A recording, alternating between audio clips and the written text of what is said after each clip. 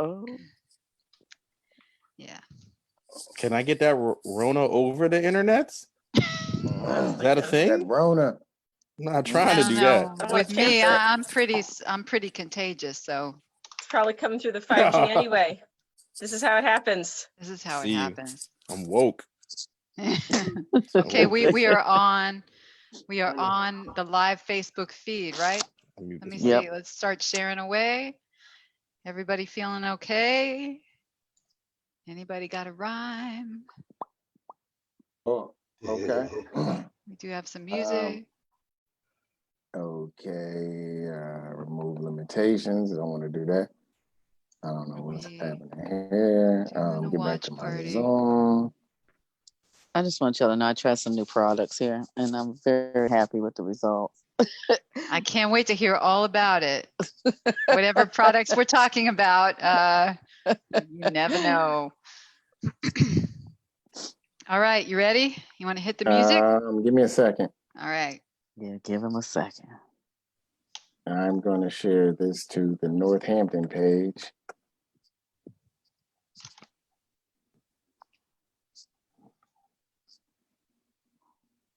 I'll do it in a second. Sorry, that was very clever, but I was on mute. I live sharing myself. It was very meta. Watched myself push the button. Did you come? Working up to it. I'm sorry. We needed to talk. Yo, hi. Sorry, guys. I'm bringing the show all the way down. Talk to them. Yeah, we've got Langston Hughes. Don't pay attention to me. We got Langston Hughes the third. The third. We're bringing their reputation all the way down. No. Hey guys, how are you? We're beautiful. How are you? You are beautiful. I'm blue right now. I feel like I'm a little bit on the blue end. Have you met all of the hosts of the show? We have Kim DeShields, we have Timothy Lovett, we have Lauren Cahillane, and a whole cast of characters here to ask you lots of uncomfortable questions. That's Just cool. Kidding. They ask the good questions. Yeah. Hey Tim, are we gonna run the music? You ready? You got it? All right, everybody, put your ears on this. If I can get it to work, I can't see it right now. Let me see. This is some of Langston Hughes III's most recent. If I can get it to work. Oh wow, we can look at your whole Spotify or whatever's going on here. You see, we can see everything. Yeah, what's he got in here, Chris? Wow. Some pictures from Tinder dates, I'm sure. Don't look too carefully. Oh see, no. Fans only. I see. That's fans only. Yeah. Okay. Cool. Yeah. I see some fun stuff on there. Mm-hmm. Thanks, Tim. Thanks for the share. All right. Wow, this was a very interesting journey. Oh yeah. Let me get out of this. Stop the share. Okay. We are golden. But are we? Yes, we are. I see some love already. All right. You playing it? Yeah, you good. I don't hear it. We can't hear it. Oh, you didn't see it? You didn't play? Oh, it didn't play on your end. I played it. I played it. Let me see. So all the music available this evening, you can find your link at www.langstonlh3.com, right? It's on their page. It's on what? Say that again. We were speaking amongst ourselves. Sorry. Yeah. Tell us where we can find your music so people aren't waiting and wondering. Well, we're on all streaming platforms, Langston Hughes III, and then and our website is lh3music.com. lh3music.com. Or wherever you aggregate your music, we there. That's right. So first of all, I want to welcome Langston Hughes III. Tonight we have Charlie Doc, the superstar, and Maximilian. How's everybody? Hey, straight out of Charleston, or as you guys call it, Chucktown, South Kakalaki. Yeah, that's what we call it. You actually made that up. I know you did. I know. And I've been walking around using that all the time, thinking, no, must be West something. Virginia tried to stay clean, but started here. Yeah, well, they should. They should try to stay clean right now, especially, right? So Langston Hughes III, I got to know you guys, or at least Charlie, I got to meet you a couple years back in Chucktown at the Charleston Music Confab that a friend of mine puts on or was putting on. And we met late at night in the hip hop quadrant of the confab. I think somebody just muted me. Okay. And it was then that I learned all about you. I know you guys had a different name back in the 90s, right? Right. Was Mad Flava first? Is that right? Yeah, initially it was Mad Flavor, but then there was a Mad Flavor in Texas, so we had to switch it up. So we went to Da Flavor. Da Flava, right? Everyone was about flavor in the 90s. Yeah, Yes. that's true. Everything was flavor. Flavor And you- units, everything. You had Da Flava. Yeah, and you still got it.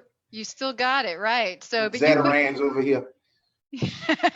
Oh, Zatarans, I hate to tell you, you know where that come from, right? Where?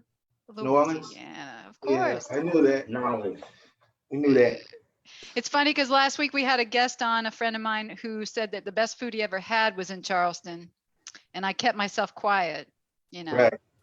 But I don't know if that's true or not. The truth does that sometimes. I'm not going to say I'm going to be nice tonight, but you know, New Orleans. All right. So you mind telling us a little bit about how you guys get started? And it was 1991? Actually, it was 92. Okay. We frequented the same clubs, and we were all aspiring artists and decided to come together, make one group, and we got a record deal. And went out to California, recorded our first album, actually in the same studio that they recorded The Chronic. So wow. Oh, nice. Yeah, that was pretty cool. So and not they recorded The Chronic there, but for R&B buffs, you know, it was Solar Studio, Solar Records. So not only did they do The Chronic there, but Babyface, The Deal. Remember the Calloway brothers had I Want to Be Rich? Yeah. I want to be rich. They were one of the producers of Soul Train, so we were in good hands coming out the gate. Oh, nice. That's how we started. And you went off to a good start, and then something happened to you when they changed your album cover. What was all that? When it happened, that's not what happened. It was just a controversy around the cover. So our album cover, they took the Confederate flag and put the African liberation colors over it, make a artistic statement, and that grew legs of its own and kind of separated from the group. And when things went awry, it really wasn't about that, but yeah, we was like grand opening, grand closing. Like we got out there, toured for a little while, and then we ended up back in Charleston, trying to regain our legs and figure out what's going on. So 1 year turned to 2 year, turned to 3 year, and then that recording situation kind of fizzled out. And then we just started doing things independent ourselves. Now, yeah, the reason I think I really connected with you when I met you was that it had been so like almost more than 20 years that you had been simmering, and now coming back with Langston Hughes III, which is so meaningful in terms of Langston Hughes himself, right? You know, his story, I don't know if people know his story, but he, you know, in the 20s, he wanted to be an engineer at Columbia, and kind of got that taken away from him, and ended up being one of the greatest poets of the Harlem Renaissance, right? I think he defined it, to be honest. Yeah, he defined it, and he wasn't supposed to be an engineer. So what happened is what was supposed to happen, and gave his great gift to the world. So amen to that. Yeah. And so what I see as a theme in your music is always about dreams, you know, the dream and the dream deferred, in terms of the poem Harlem, which I guess you guys use as your first track of Dreams Expedited, released in October of last year, by the way. You should get a copy. You should. Yeah, it's such a meaningful album from the top to the bottom. I play it over and over. You want to talk a little bit about the tracks on that album and how that came about? Well, when we decided, because yeah, it's a 20-year gap from when we initially, more than a 20-year gap from when we initially started. life got in the way, and we went on, had kids and wives and divorces and businesses and all kind of shit. But none of that really, well, except the wife part, but that didn't work out. But none of the other stuff was really what we were just going through life. And we decided we wanted to like get back to our dreams, but it's kind of crazy because now we're older. So we're just trying to find a footing. So when we came back and we couldn't go with the name we had, it sounded kind of crazy. Like we're a little too old for that. And I was just reading on Langston Hughes, and it just sparked something in me, and it was an immediate connection because of Dream Deferred. And that was the one poem I did know from him. Mm-hmm. And I was like, you know, this brings some meaning to what we're trying to do. So that kind of was the springboard. So we took the Dream Deferred, made it an expedited dream. So it's like we just had to find, okay, where would we sit in the hip hop community now? The hip hop is a youthful expression, and generally the music you hear is going to be coming from younger people. But we saw it as youthful expression isn't necessarily age driven. So, Amen. I still think I'm 25, and so, you know, so that was the motivation for that. And then we just started compiling music, and it was going to take some crafting and forming to get to what we would end up being, because when we started, we were still like the flavor. Mm-hmm. For a long time. It's like, this is not going to work, but we had to just work out the kinks, and it was about a 5-year process. And then when we really decided it's time to do this, and then it took us maybe 2-3 months to actually get that project like done. So yeah, it was like, we're gonna expedite the dream. So all of those songs kind of represent where we are in life. Indeed, expedited. So do you want to tell us a little bit about your process and who writes what and how you do it together? Yeah, who wrote the Uber song? We wrote that. We both, me and him, actually. That was one of the first ones we did when we got back to this, and we really thought that one was cool too. Still do. It's a cool song. I love the video, Uber to the Opera. Yeah. Was defining, yeah. Great. I was just watching your video. What I Do, that's what the correct title? Yes. In the back. Yeah. I really was digging that because it was taking me back, the ride in the truck and everything. It was cool. Really, really cool.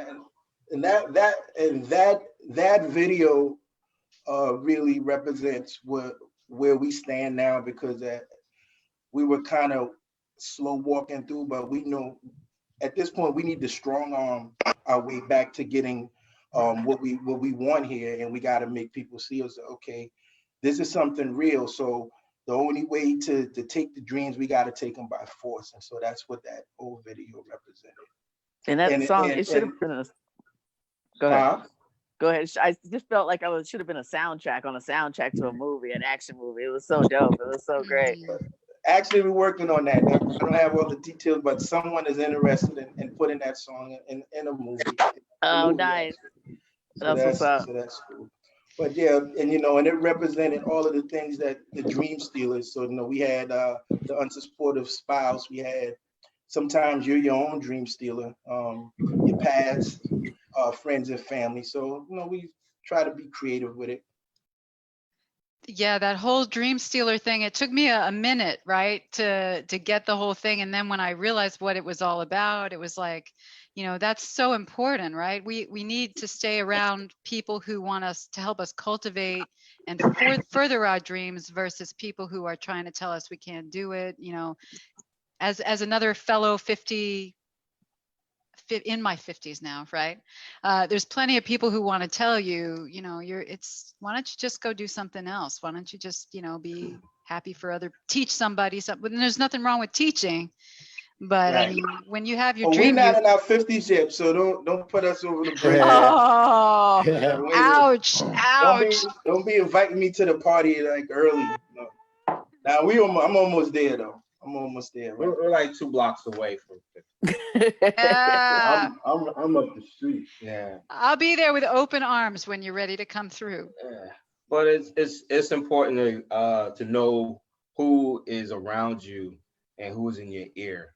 So sometimes, it could be someone that's in your house, or it could be even yourself, So you just have to get around like-minded people that are doing the things that you want to do, people who are encouraging. Because I tell you, man, you get some people. We were hearing all kind of stuff, like from friends that was in the industry with us, that was like in the group with us. They were like, man, y'all need to go, sit down somewhere. You guys are too old. Man, the game has changed. It's not the same. Yeah, it's not the same. You have to actually grow with it. You have to adapt. I don't have to sound like I'm from 90 something. Right. I can take my ideas, my thoughts, what's in my heart, and apply to into now. And it works. You are living testimony to that. And in fact, even that conference that we were at, it really was about showcasing very young people. And there you were, and there we were, and there, it's like, no, the game is not just for them; it's for all of us. And that was weird too. But we're past that, because we've been to several conferences, and everyone thinks we're chaperone our managers. They're like, no, motherfucker, that's right. We're here to learn just like you. But proof is always in the pudding. We have a great stage presence, I believe, and it's reminiscent of the era that we came from. Mm-hmm. And we get a lot of a love for that. So it's like, you listen to the music. If you're really into hip hop, then it just makes sense. And the deeper we got into working on this, then everything took another meaning, because a millionaire told me once that, there's someone sitting around watching you, waiting on you to be successful, to give themselves permission to be successful. And I thought about that, and I was like, well, maybe this is bigger than we are, and just our dreams, because we steadily meet people that say, hey, you've inspired us, like other musicians, people of different walks of life that hear the story. There's like, well, I started doing this. We had a friend that hadn't been DJing for maybe 20 years, but because we stepped out, and he went and bought equipment, and now that's all he want to talk about now. And we feel that we're not only for people, more mature people, but even for younger kids, is like, the fact that we finished the album, we completed it. So, that's the first part of it. And so to be successful here, we give other people permission to be successful. And anytime I see someone doing things, especially a little later in life, or getting to something that they really were inspired to do, but walked away from it because of life. Maybe what you want to do isn't financially viable for a family, or maybe what you want to do, there's no one that has your back. So I think we stand as a beacon for those people that's trying to move forward. Just like we, the sex therapist you had is on the show that was week before. Yeah, wow, you guys are watching. That's so great. So she's only been doing what she's doing 5 years. So yeah, you don't become a sex therapist that late in life if it's in something you're not moved to, inspired to do. It definitely wasn't something for a financial gain. It had to be, this is something I'm inspired to do. So when we see things like that, it's always a trigger for me. It would inspire her to be a sex therapist. You're gonna have to ask her that. I love that. Oh, you're such an inspiration to me. I want to talk a little bit more, though, not just about the hip hop, because this is more than hip hop to me. This is a movement. We have our art, right? There's Langston Hughes III sanctioned art, and there's also the Merlot moment. So you want to talk a little bit about that? Okay. Well, those are the things that we love. I was an art major in college. Hip hop itself, with graffiti and everything. It's an art form. Mm-hmm. As we got older, we became to have a love for wine, and of course there's the music. So we just took the things that we really have a love for, and we kind of like meshed them together, and we came up with something called Merlot Moments. Just like, let's do an event of the things that we love. And the first one that we did, it was such a beautiful thing because you have all these walks of life that just come together. One came to enjoy one thing, and they were like, "Oh, well, man, that's pretty cool," and it found out that they had a common love for other things, and it's basically it's just that. It's just a cool event that people can across the board, they meet, they love, they experience something new, and everybody gets along. I love it. It's dope. You can expound on it a little better than I can. I think you did great. But like he said, like Merlot Moments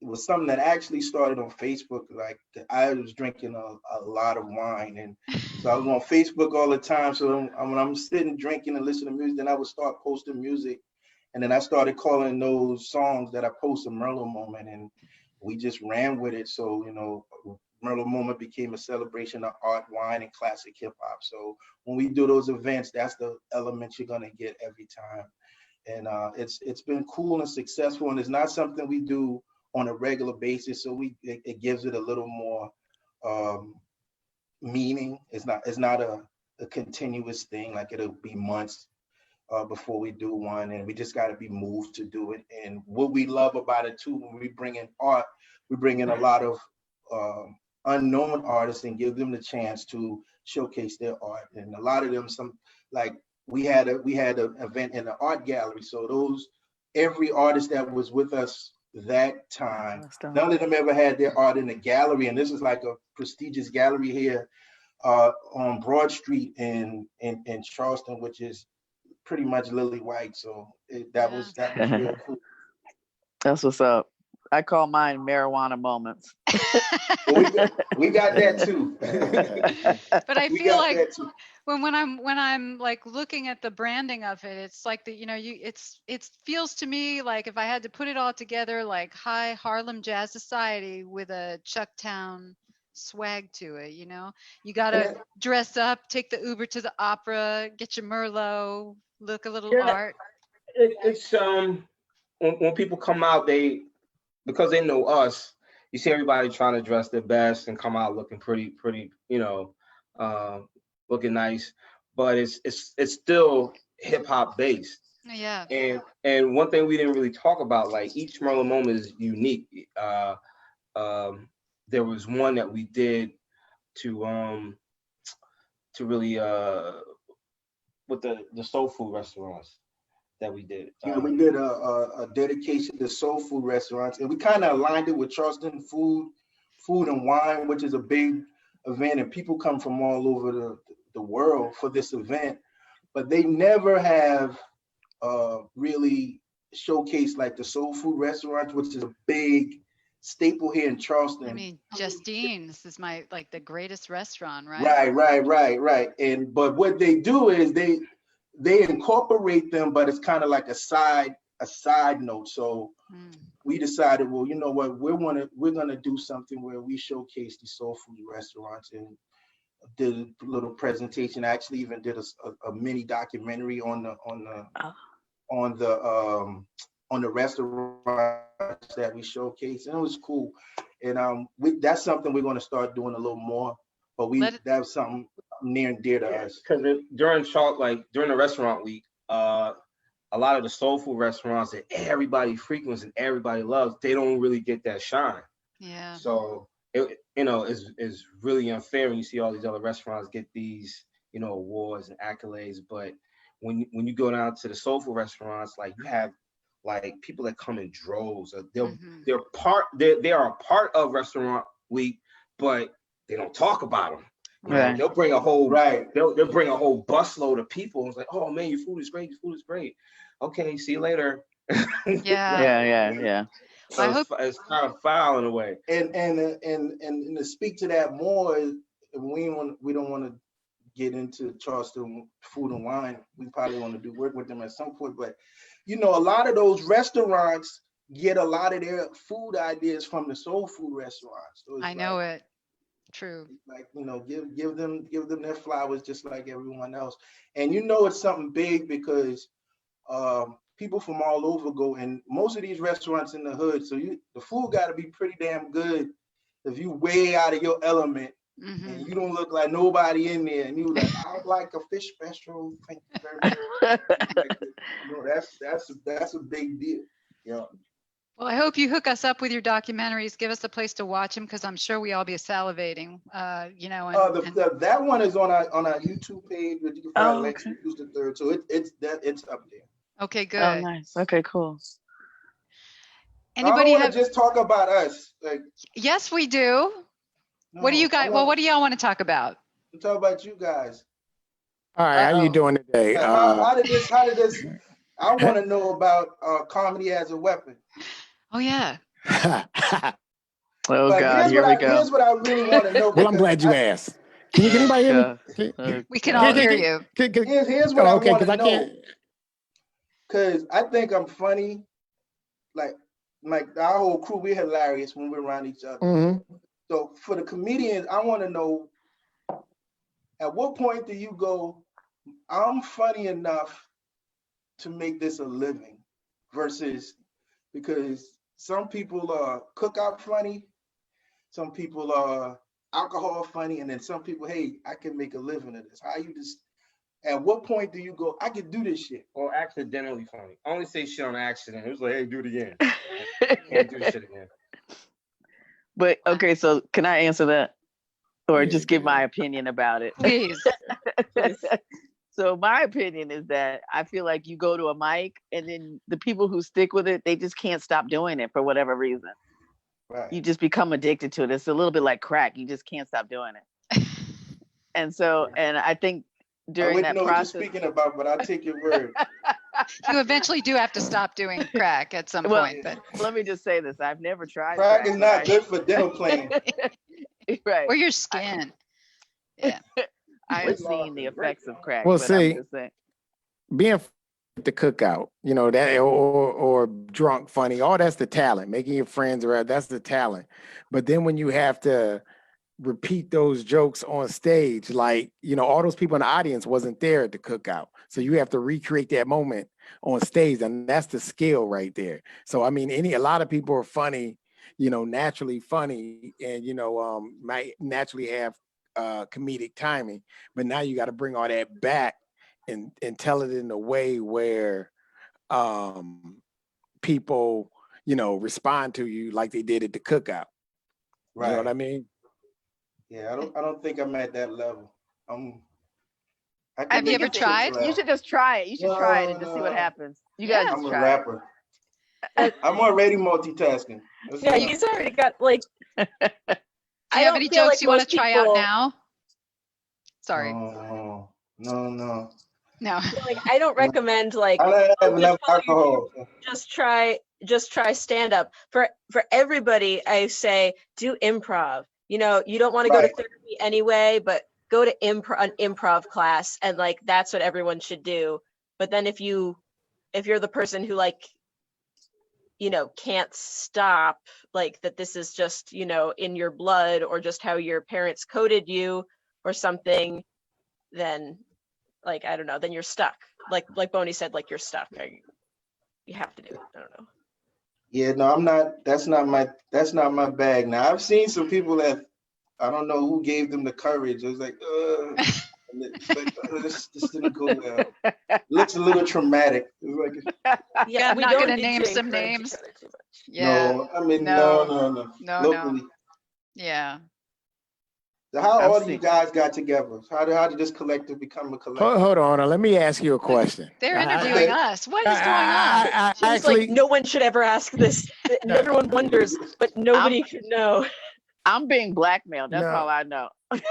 We blackmail Boney. We hold Boney hostage. But I got a question. All right. So you was out in the 90s, is, you know, Mad Flavor. And then the gap between the time that you were Mad Flavor till now. So it's almost like you guys are new artists. So I know you said, you know, it's in your heart and age, you know, the art don't age, but you know, the game does age. So my question is, what do you do when you're writing in the studio? Are you trying to stay relevant? Are you trying to like, okay, we want to play this, you know, we want this to be played on the radio, you know what I mean? Like, do you take inspiration from the music Well, like that's out now? For me, and being a lover of like all music, like all classic music, it's not dated. It's like you can talk about relationships, you talk about life, like things that people that can identify with. So that's kind of where we are right now. Like when we were kids, you know, we were just writing about, you know, we just want to rap, just drop like some hard bars and shit. But like now it's like we actually sit down like, man, I want, you know, I just got out of this like fucked up relationship thing. I want to talk about it. Mm-hmm. People can identify with that. And then of course you got your music selection. That's something different, but it never changes. Like the best music is the music that you can really identify with. So if people really look at like what we talked about then versus now, it's like, oh damn, these dudes like grew up a whole lot. And I mean, the method of how I'm spitting it to you, maybe that's tweaked a little bit, but still yet people can be like, yeah, you know, I felt what you were saying in that song, you know. So when I wrote Black Nights, you know, it was something heartfelt with what was going on around Charleston, with you know, with the Charleston 9, with Mr. Scott when he got shot. So you can feel that you know when you saw it on the news or when you were here, you know, it hit you kind of hard. So it was something that we wanted to talk about. So yeah, it's relevant and it'll always be relevant. I guess that's my answer. You know, we're not really just talking like bullshit. We're just talking like realness. And you know, the game really doesn't change because music inspires. Music is going to be the same regardless. It's just where you place yourself. So with us, we decided we would have to create our own lane just completely. So we call our music adult contemporary head nod music. So we're from the 90s and we're not stuck there. However, we move from that foundation, and I listen to the young cats as well. And the same way I was inspired when I was 18 or 20, I'm still inspired. I'm not one of those guys that's like shitting on the kids and the mumble rap or whatever, you know, because I'm from Charleston, South Carolina. So when I became a big fan of hip hop, you know, hip hop only came from New York City, and that's where we had to get the music from. So I would get a cassette, and if there's 30 songs on it, 6 of them are good. So trash music always existed. It was like, you know, people in the uproar. It is like, and I don't search to the radio for my music, and I never did, because when hip hop came out, it wasn't on the radio. It was only on the weekends for maybe 2 hours. So we had to search other ways for it. And I continue to do that. Even when I used to do a radio show, we were on radio for several years too. I didn't listen to the radio then. Like when I was in the station, I would talk and I would turn off the radio and I'm listening to my own shit. So it's like the radio never moved me, and we're not moved for radio play, because radio doesn't move the needle anymore. Radio comes to the internet to find out who's hot. So you know, I could like our biggest, oddly enough, our core fan group is 25 to 40, and a lot of them is overseas. So it's like not really worrying about radio. It's like if you do good music, it always transcends all the bullshit. Like when Kanye West came out, there was nothing like that, and it was kind of like a throwback. But because he was so authentic, people took to it that probably wouldn't have before. Like people that only listen to thug headbanging music, they felt Kanye because he was authentic. So as long as we stay authentic to where we came from and where we're going, I don't see where we would have a problem. Well, all right. I Tim's love a it. rapper too, you know. Oh, really? Yeah. Okay, we don't have to talk about That's not true. That's not true at all. All right, I had to Forrest- unmute my microphone. Forrest is a rapper. He raps. Forrest is a rapper. Which is also, if hi, I'm not a host of this show, except for that I do have the pleasure of hosting most of the people who do host the show. That's So right. hi everybody. Hey, Gary. I'm holding out Bishop's Lounge, and what's up everybody in Langston Hughes III. And I do have a question, if that's acceptable. Yeah. And first of all, thank you guys. I am very pleased that Tim reached out to me personally and had me call in. He's like, Forrest, this is up your alley. I didn't know about the group. I did some research. Great music, great music unit. Not only do I manage and bartend and book Bishop's Lounge, but I'm an MC myself. Been playing for like The 15. Alchemistics. The Alchemistics, yeah, that's my Yeah. band. I've been to South Carolina a couple times, never to Charleston. Then you haven't been to South Carolina. That's Gotta right. come, man. I've been to South Carolina, son. You've been to a reasonable facsimile. I was in Greenville. Yeah, Greenville is hot. That's a big market, music market too. That's long. And my man Simple, who did Project Lotus, he's been doing a bunch of stuff. He works with Akil from Jurassic 5, like he's people. Simple's my man's. But about you guys, I'm glad you said that hip hop still inspires you, and that's the thing for me, because I have 2 kids. I call myself like a hip hop pop rap dad. Like I still try and make music that's relevant, Right. but just telling my life. And my question for you is, how do you bridge that gap, or what are you guys thinking about? Because it's hard being an older person in hip hop, when you're in your late 30s, 40s, and knowing it's a young man's game. And I'm glad you said you were inspired by it, but how do you take that inspiration for younger rappers? Like, are you guys working with other young artists? How are you trying to bridge that gap is my question. Well,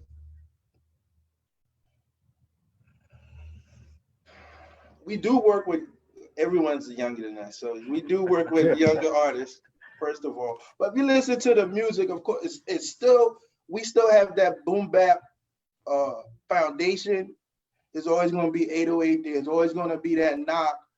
But I like a lot of the new cats, so I'm still inspired by that music. So now I'm not out trying to do what they're doing, just like in 1993, I wasn't trying to sound like Nas, but I was inspired by Nas. So, we're taking that energy and the young sensibility, and I think, again, when it's authentic, because if you're doing, we made a conscious decision not to do throwback music, and because the industry, the older industry in the hip hop culture has created a tug of war with the young kids, because they just keep bashing them, and then just like in a household with the parent and the kid, is like, you don't want to hear that shit from your parents, and then you're thinking their thoughts are outdated. So I could say with my kids, I was always the opposite. First, I told them I'm gonna be the coolest person you ever know, period. And that still stands to the day. And they're adults. Hell, I got grandkids, so it's like, and they know it, but their musical taste is so diverse because that's how I brought it to them, and I never shit on what they're listening to. Because when you put up that wall, they're gonna always like push back. So yeah, that's kind of what we've done, and it's like when it's good music, like everyone's not gonna gravitate to it. But what I have noticed, we did a show in Columbia, South Carolina, and everyone else was way younger, all of the performers, except for the guy that was putting on the show. We're from the same era, and but all of the young kids came up to us and was like, man, we really like that, because as long as you're authentic, and well, it got to be good, because you could be authentically whack, and then, well, it is what it is. But as long as you're authentic and they don't we're not preaching, and we don't wear any skinny jeans. We're not trying to. Now, I used to dye my shit at one point, but I stopped doing that. You just have to be authentically you and just present it. Everyone's not going to gravitate to it, but there will be some that do. Like I say, the bulk of our core that's streaming our music is younger. Nice. So I'm curious if there was like a process with the whole, learning how to be authentic. Do you have, are you more authentic now after life lessons? Like, what did you learn in the middle? We're definitely more authentic now because we realized back then, you don't know the shit you don't know that you don't know. And just even with speaking, I was telling not so long ago, I used to have these conversations with my mother, and I thought she didn't know shit about it now. I was like, Mom, we don't do it like that now. I was like, and she looking at me like I'm crazy. And I always think back to that because I'm like, nothing really's changed like since biblical times. We live it's just the same circle of life over and over. There's nothing new. But you go through life stages. So now that we're older, I know who I am. I'm secure in who I am. Maybe not so much when I was younger because we're trying to impress each other.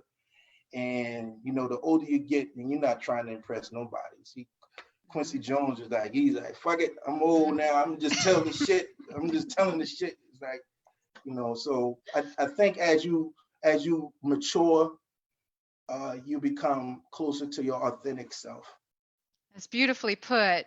So I want to open this up to viewers to ask questions. Remember, this is the Quarantine Call-In Show. Please mute your mics until you're ready to speak so that we don't have any transference from one to the other. And also, if you're watching the playback, turn the volume down if you're going on mic. Okay? Who's up? Okay, first of all, I want to say the difference between everybody else and Quincy Jones is light-skinned with good hair. There you go. That's why he ain't gotta care. Oh, That's funny. Tim always got to throw in some colorism. I know, he has to, right? So crazy. Like the jam.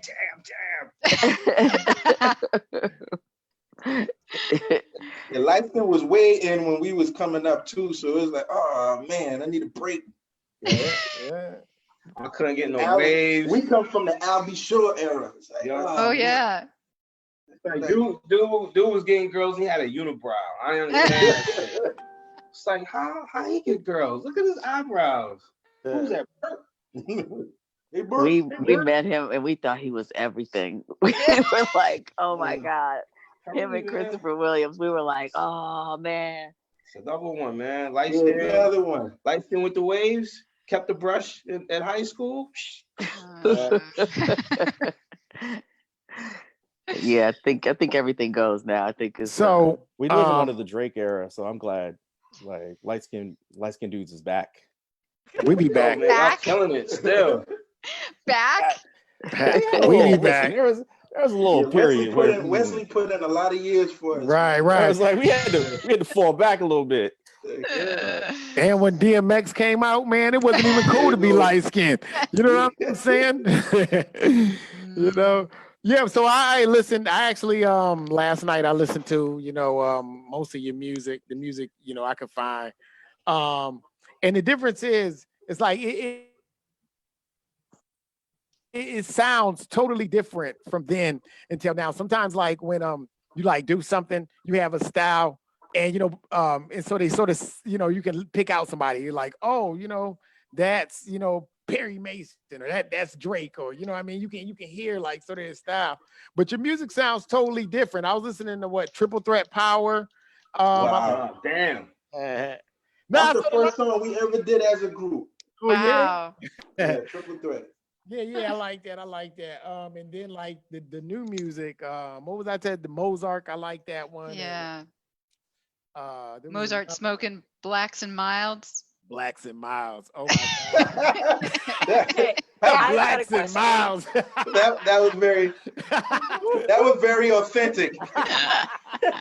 That was very authentic. I love her. There's not two We like to questions. we do hood rat things with our friends and smoke the black Right. and The mild. Blacks and Black and Miles. mild. Blacks and milds. But to speak to that, I think so. What separates us from a group? Let's just say a group. So you have these groups from the '90s that kind of got stuck because it's especially if they had like success. So if I had success in the '90s and I decided, hey, I want to come back out, and it kind of much hasn't changed with them, it's kind of hard to tell them that the shit don't work because it previously worked. And then they definitely got people gassing them like, yeah, this is good. The difference with us is we didn't have that success, and we had a large gap. So he stopped doing music before I did, but I kind of moved into another era of the music. I did some solo projects, was working with other groups, and then I kind of fell off. So when we got back, we literally were new artists, like clean slate, and it took several years for us to shake the leaves of the old stuff, because if you listen to some, even like the first song we did was Carolina Shine, and Carolina Shine is really not a Langston Hughes III song. That's the flavor song, and like the energy of it and the movement of it. It just looks like Langston Hughes because we had the aesthetics, but we still had the same energy from the past.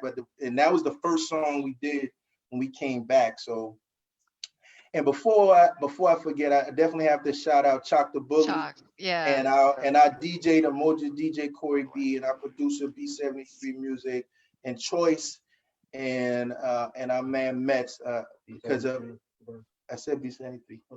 I said that. I did say. Well, I got them old ears and shit. He got the old ears, but I wanted to shout all of them out before I forget, and a rest in peace shout out to Elizabeth King, which is a cousin of mine that just went back to the Essence, as well as Butch Moore, which is like another kind of father figure to me, that just went back to the Essence. So I want to make sure I Sorry. give respect to those people, but back to that, Yeah.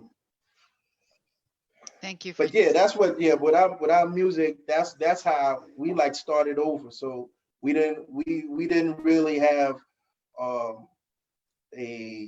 attachment to the old stuff. And even like now, we have songs. They want me to do songs that we've done in the past. I'm like, man, I just want to leave that in the past and just keep moving forward. And we're still growing. Even with the new stuff, you'll see more of growth, because we're working on several different projects now, and you'll see more growth and more morphing of what we are and who we are. Really exciting. Tim Metz, you have a question.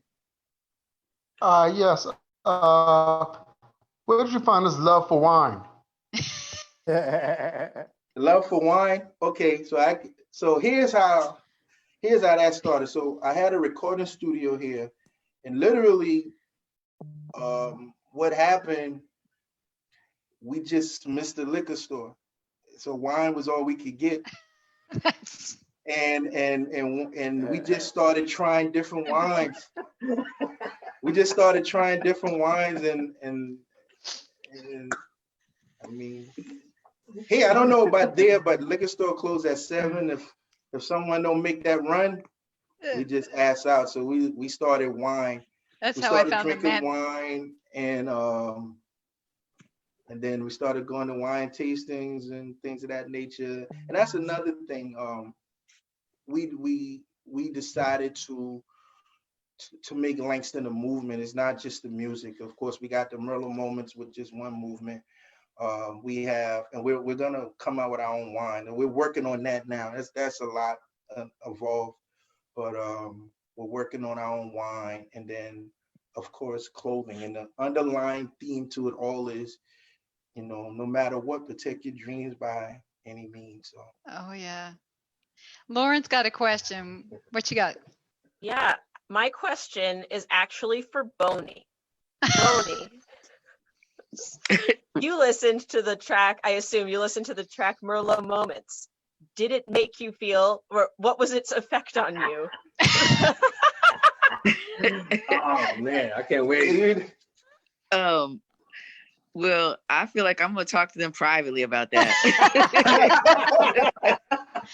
I'm really glad you found Merlot, because I found Manischewitz and Boone's Farm at the gas station. So Merlot is a way step better Boone's than Farm, Mad Dog 20 work every time. So for those extremely sensual wine sips, was it actually Merlot? Did it have to be Merlot to record? Or was it just water? No, it's Merlot. The viscosity sounded like wine, but authenticity. Shout out to Kalani Reynolds that actually did the poem on. Yeah, you imagine being there. It's like, okay. Yeah. Okay. Yeah. Yeah. I was like, she's very talented. I need to close the door. She got the point across. She really got the point across. And I was reconsidering having another child after that. Yeah, I was like, yeah, we like that. It's pretty good. Some life decisions. Yeah. She did a good job. And then the next song came on, and we got rid of that thought. Speaking of the next song, this is another song that I like. That it reminds me of a house party. What Langston Lover? You know what I'm saying? It make you sound like you had a house party. I like that. I like that. That well, see with Langston Love. See again, like all of those songs are our musical experiences. So, we came up where house and hip house kind of took over. So that's all a part of our DNA as well. And so then we wanted to throw back to the house and of course to 80s and late 70s disco and dance music. So and that's actually a true story. Awesome. So I got a question about this hip house parties on your Kid and Play tip. Is that since you guys are kind of the precursors of bringing old school hip hop back, still doing that, why do you think more old school rappers aren't getting back into the craft? I grew up on like Special Ed, Kool Moe Dee, all those cats. I still think Special Ed's rhymes are timeless today. Yeah. Do you guys have any thoughts on that, or is just everyone thinks that hip hop is a young man's game? Well, that everybody does think that, but if people are really paying attention, a lot of artists from back then are still making music and they're still touring. It has never stopped. Go to Europe. Let's see. Most of the artists that I listen to, like I still listen to Pharaoh. Black Thought. All those dudes are in our age range. And I'm just naming two. There's plenty of people out there that are still making really dope music. It's just what's being presented at the forefront. You just, you hear about 4 or 5 artists on the radio. Again, it goes back to the era we came from. You had to search for the music. Right. Like, you'll be surprised. You mentioned Special Ed. I think he isn't not mentioned enough in Dope MCs. Because you have to think when Special Ed was at his prime, he was a teenager. Like he wasn't even old enough to sign the contracts, and he was writing the way he was writing. Yep. His name never comes up. But that was part of my inspiration because they're not in the forefront, that they're what I call blue collar MCs. And there are a lot of MCs that are still touring. That's when people say crazy shit. I don't pay no mind because I got my focus on. So I already was thinking, we going to Europe. That's the first thing I thought, because go to Europe. The thing about America in hip hop, it's very disposable. And we're the only genre of music that throw away the legends. It's like Bono is still Bono. Right?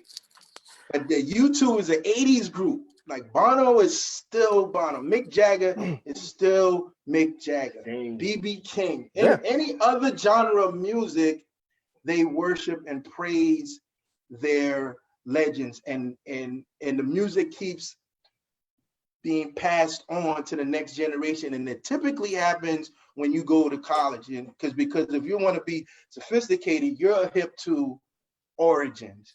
And that happens with, kids you get in high school or college, then now you become familiar with Pink Floyd. You become familiar with Jimi Hendrix.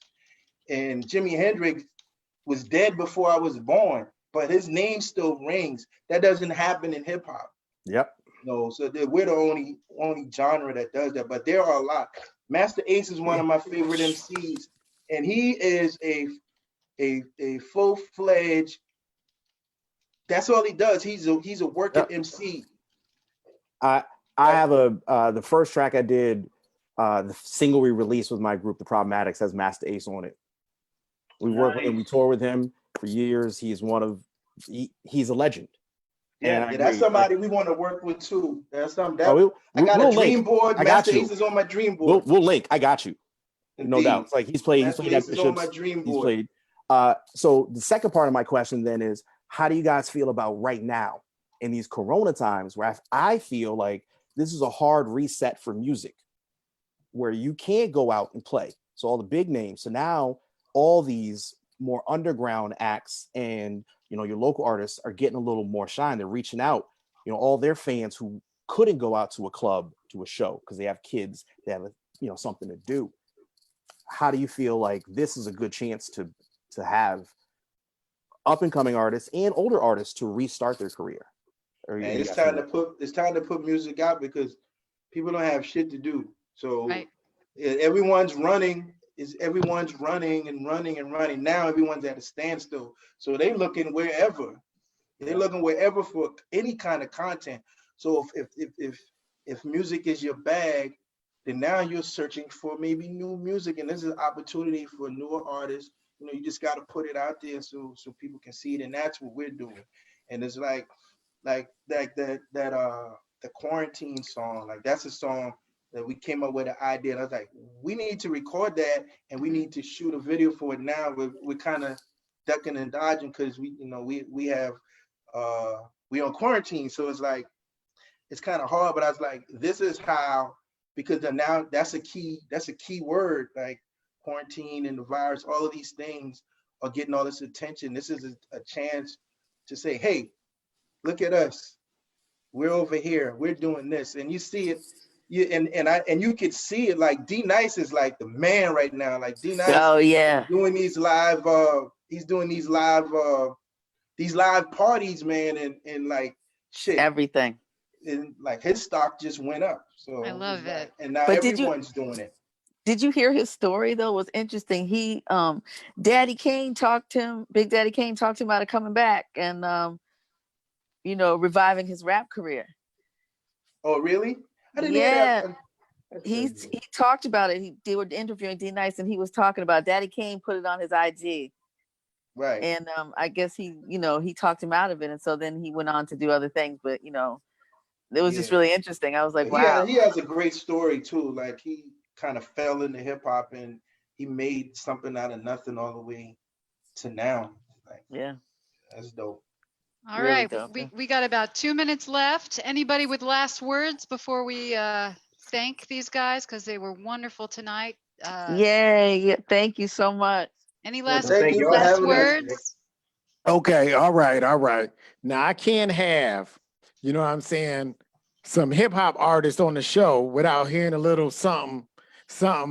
And I got my man Forrest here. We're gonna have our first Langston Hughes and Alchemistics collab. You know what I'm saying? Can we get underground right now? Man. Nah. We have the quarantine show song, or we have the quarantine song. We just can't seem to kick it up tonight, but we will get it on. Laura, Well, that was just the instrument anyway. say Once, yes. The What's first that? posting is pressure the guests. I know. I didn't say it. I didn't say it. I was gonna say, Tim, we'll make it happen. We'll link.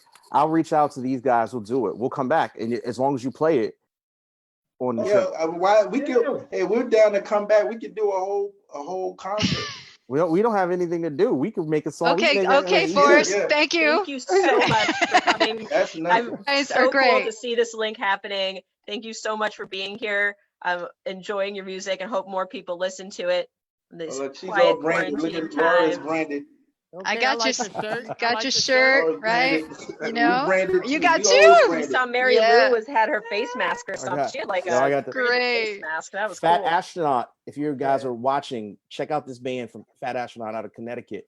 They're amazing. Okay. Chad's their front man, a neo soul hip hop blend. Check them out. Those are that's up and what coming we got. cats. All right. I can't So- thank you enough for being on the show tonight. Thank you so much. We are posting links to Dreams Expedited and Alright. all of your music. Make sure you put anything up on our page you want to about your music. We want to help promote it. I love Indeed. that album. My life wouldn't be the same without it. Do you have any last words? Yes. I love you. Now we said we would come back and do a twin. What's good, cousin? That's what's good. What's good? We said we would come back, but if we come back, we got to talk more. Like y'all kind of curbed me, but I wanted to talk about y'all. Tim gave you a Another I did check the curve, but now I've been doing my research too. So I heard you. Oh boy. I've been doing my research. So I seen you, Lauren. All you guys. So I did my research. What was that, Joe? You can come open for his big September show. Who's big September show? Tim's Oh, marketing comedy is a weapon. Duh. Yeah. Duh. Man, Oh, it's so man. hard to See? get good See? help, man. Oh, You know, man. What is wrong? What day is today? I don't know. What I love month is y'all. it? We got to get rid of this virus, though. Oh man. Yeah, for sure. Just kidding. Just kidding. Wednesday on the quarantine. All right, you guys. Thank you so much. We have another show coming on Sunday night at 6 p.m. Eastern U.S. time. Thank you, Langston Hughes III. Thank you. Kim Thank you for having us. DeShields, Lauren Cahillane, Timothy Lovett, and all our guests. Good night. Be well. Langston.